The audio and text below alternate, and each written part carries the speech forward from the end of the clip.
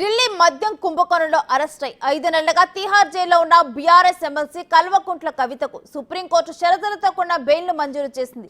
ED CBI కేసుల్లో ఆమెకు bail మంజూరైంది. ఈ కేసులో ఢిల్లీ హైకోర్టును ధర్మాసనం తప్పుపట్టింది. కవిత తరపున ముకుల్ రోహిత్ కి వినిపించారు వాదనలను. ఇక తన వాదనను పరిగణలోకి తీసుకున్న కోర్టు 10 లక్షల పూచికత్తుతో బెయిల్ మంజూరు చేసింది. అలాగే బయటకు వెళ్లాక సాక్షులను ప్రభావితం చేయకూడదని ఆదేశించింది.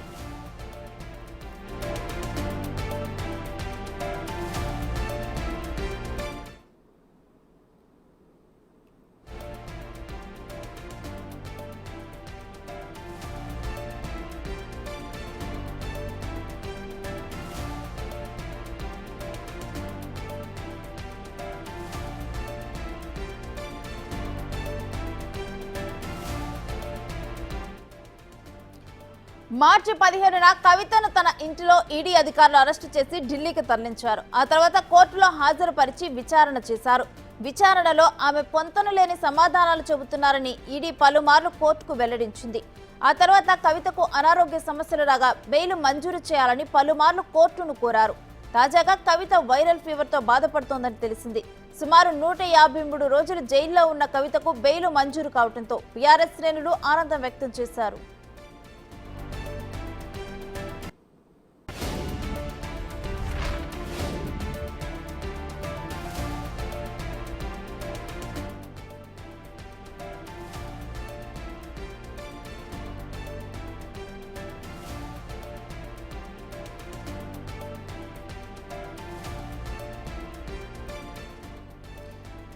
కేసు విచారణ సమయంలో సుప్రీంకోర్టు కీలక వ్యాఖ్యలు చేసింది.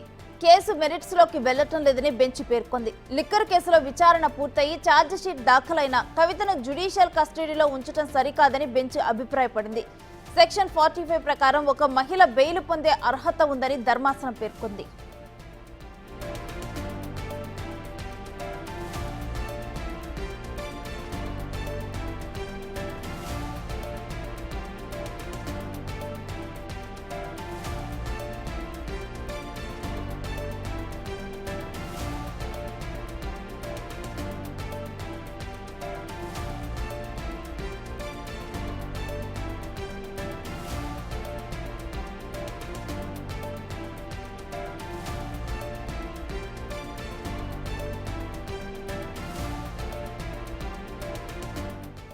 ఇక ఇదే అంశానికి సంబంధించిన డీటెయిల్స్ మా ఢిల్లీ ప్రతినిధి శివ లైవ్ లో అందిస్తారు. శివ, కవిత బెయిల్ అప్పుడు ద్విసభ్య ధర్మాసనం ఏ అంశాలను చర్చించింది, అదేవిధంగా బెయిల్కి ఎటువంటి షరతులను పెట్టింది? రైట్ 167 రోజుల సుదీర్ఘ నిరీక్షణకు బీఆర్ఎస్ శ్రేణులు అలాగే కవిత నిరీక్షణకు తెరపడింది. ఈరోజు సుప్రీం ద్విసభ్య ధర్మాసనం కవితకు కొన్ని కండిషన్స్తో కూడిన బెయిల్ అయితే మంజూరు చేసింది. రేణు, దానిలో కండిషన్స్లో ప్రధానంగా చూసుకుంటే 2 కేసుల్లో అంటే ఇటు సిబిఐ ఈడీ ఈ 2 కేసులకు సంబంధించి ఒక్కొక్క కేసులో 10 లక్షల బెయిల్ బాండ్ పూచికత్తుతో బెయిల్ బాండ్ సబ్మిట్ చేయాల్సి ఉంటుంది. దానితో పాటు పాస్పోర్ట్ సబ్మిట్ చేయాలి. మరోవైపు ఈ 2 కేసులకు సంబంధించి దర్యాప్తు అధికారుల ముందు విచారణకు అంటే వాయిదా ఉన్నప్పుడల్లా ఏదైతే కవితకు సంబంధించి కేసుకు సంబంధించి వాయిదా ఏదైతే ఉంటుందో ఇక్కడ రౌజనీ కోర్టులో హాజరవ్వాల్సి ఉంటుంది. ఆ రౌజనీ కోర్టుకు ఒకవేళ పిలిచిన నేపథ్యంలో విచారణకు హాజరు కావాలని తెలిపిన నేపథ్యంలో విచారణకు హాజరు కావాల్సి ఉంటుంది. మరోవైపు ఇటు విచారణ అధికారి ముందు కూడా వీక్లీ వన్స్ తాను ఇండియాలోనే అందులోనూ తెలంగాణలో ఉన్నట్లుగా చూపించుకునేందుకు తాను ఉందా లేదా అందుబాటులో ఉందా లేదా అని చూపించుకోవాల్సిన అవసరం ఉంటుంది. కాబట్టి ఆ కవిత అటెండ్ కావాల్సి ఉంటుంది, విచారణ అధికారి ముందు అటెండ్ కావాల్సి ఉంటుంది. 2 కేసుల్లో ఒక్కొక్క కేసులో 10 లక్షల బెయిల్ బాండ్ అంటే 20 లక్షలు 2 కలిపి 20 లక్షల బెయిల్ బాండ్, పాస్పోర్ట్ సబ్మిట్ చేయాలి, దేశం విడిచి పారిపోకూడదు. మరోపు ఈ కేసుకు సంబంధించిన సాక్షులు ఎవరైతే ఉన్నారో సాక్షులు కానీ కవితకు సంబంధించి వ్యాపార భాగస్వాములు ఎవరైతే ఉన్నారో వారితో కానీ ఎవరితో కూడా డైరెక్ట్గా ఇండైరెక్ట్గా కవిత మాట్లాడడానికి అవకాశం లేదు. మాట్లాడితే కనుక దానికి సంబంధించి చర్యలు తీసుకుంటామంటూ కూడా సుప్రీం ద్విసభ్య ధర్మాసనం తెలియజేసింది. దానిలో భాగంగానే కండిషన్స్తో కూడిన బెయిల్ అయితే కవితకు మంజూరైంది. దాదాపు 167 రోజులు అంటే మార్చి 15న కవిత అరెస్ట్ అయ్యారు.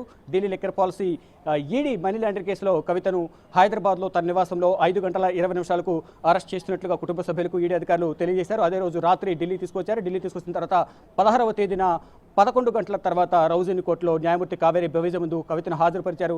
5 రోజుల జ్యుడిషియల్ కస్టడీ, అంటే 5 రోజుల ఈడీ కస్టడీ ఇచ్చారు. ఆ కస్టడీ తర్వాత మరొక 5 రోజులు పొడిగించారు. మొత్తం 10 రోజుల ఈడీ కస్టడీ ముగిసిన తర్వాత జ్యుడిషియల్ కస్టడీ, ఈడీ కేసులు జ్యుడిషియల్ కస్టడీ విధించారు. 14 రోజుల పాటు తిహార్ జైలు అధికారులు ఈడీ కస్టడీలో ఉన్న ఈడీ కార్యాలయంలో ఉన్న కవితను అక్కడి నుంచి తిహార్ జైలుకు తరలించారు. ఇక తిహార్ జైల్లో ఈడీ కస్టడీలో భాగంగా జ్యుడిషియల్ కస్టడీలో ఉన్న కవితను సిబిఐ మేము కూడా విచారిస్తామంటూ ఏప్రిల్ 5వ తేదీన కోర్టులో పిటిషన్ అప్లికేషన్ పెట్టుకుని కోర్టు పర్మిషన్తో 6వ తేదీన తిహార్ జైల్లో సిబిఐ అధికారులు విచారించారు. విచారించిన తర్వాత అరెస్టు ప్రకటించారు. 11వ తేదీన ఏప్రిల్ 11న కవితను అరెస్ట్ చేశారు. ఆ రోజు రంజాన్ కావడంతో 12వ తేదీన కవితను తిహార్ జైలు అధికారులు కవితను పోలీసుల సమక్షంలో తిహార్ జైలు అధికారులు మళ్ళీ సిబిఐ అధికారులు ఇద్దరు సమక్షంలో రౌజని కోర్టులో కవితను హాజరుపరిచారు.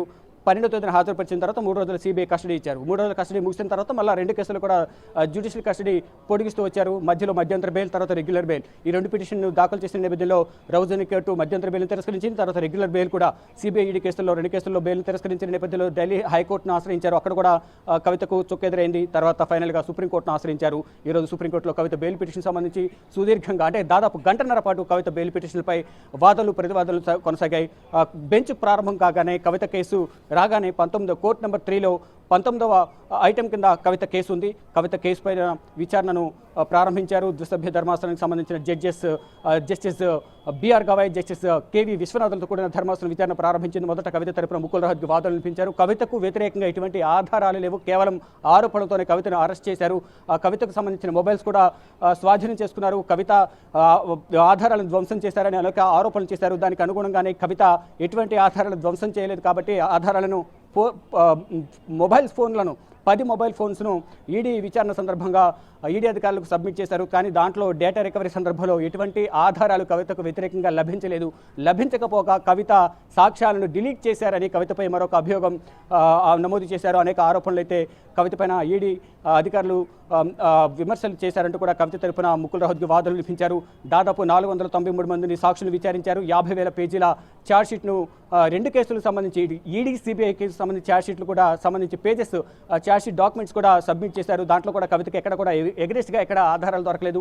సౌత్ గ్రూప్ సంబంధించి 100 కోట్ల రూపాయలు కవిత అరవింద్ కేజ్రీవాల్కు, మనీష్ సిసోడియాకు విజయనగర్ ద్వారా అందజేశారనేది ఒక ఆరోపణ కూడా ఈడీ తరపున సిబిఐ తరపున వాదనలు వినిపించిన ఏఎస్జి రాజు వాదనలు వినిపించారు. కానీ కవితకు సంబంధించి ఎటువంటి ఆధారాలు ఎగనెస్ట్గా లేవు. అంటే 100 కోట్ల రూపాయలకు సంబంధించి రికవరీ అనేది 1 రూపాయి కూడా రికవరీ చేయలేదు. 100 కోట్ల రూపాయలు మాత్రం చేతులు మారాయి అనేది ప్రధానంగా ఈడీ సిబిఐ అభియోగాల్లో వచ్చేసింది. కానీ 1 రూపాయి కూడా స్వాధీనం చేసుకోలేకపోయారంటూ కూడా ముకుల్ రోహత్గి వాదనలు వినిపించారు. మొత్తంగా చూసుకుంటే కవితకు వ్యతిరేకంగా ఎటువంటి ఆధారాలు లేవు. అరుణ్ రామచంద్రపల్లి స్టేట్మెంట్ ఆధారంగా మేము అరెస్ట్ చేశామని చెప్పారు. కానీ అరుణ్ రామచంద్రపల్లి మేము ఎటువంటి స్టేట్మెంట్ ఇవ్వలేదంటూ కూడా అరుణ్ రామచంద్రపల్లి కూడా స్టేట్మెంట్ ఉపసంహరించుకున్నారు. కానీ కేవలం భయపెట్టి సాక్షులను ప్రభావితం చేసి సాక్షులను ప్రలోభపెట్టి ఇటు కవితకు వ్యతిరేకంగా సాక్ష్యాలు పుట్టించారనేది ముకుల్ రోహత్గి వాదనలు వినిపించారు. రేణు, అయితే ముకుల్ రోహత్గి వాదనల అనంతరం కూడా బెంచ్ కొన్ని వ్యాఖ్యలు చేసింది. అయితే దీనికి ముకుల్ రోహత్గి వాదనలే కీలకంగా మారి ఆ వ్యాఖ్యలు చేసింది అనుకోవచ్చా? రైట్, డెఫినెట్గా ముకుల్ రోహత్గికి సంబంధించి ముకుల్ రోహత్గి కవిత తరపున వాదనలు వినిపించారు. ప్రత్యేక మహిళగా పరిగణించి కవితకు బయలు మంజూరు చేయాలనేది ముకుల్ రోహత్గి వాదనలు వినిపించారు.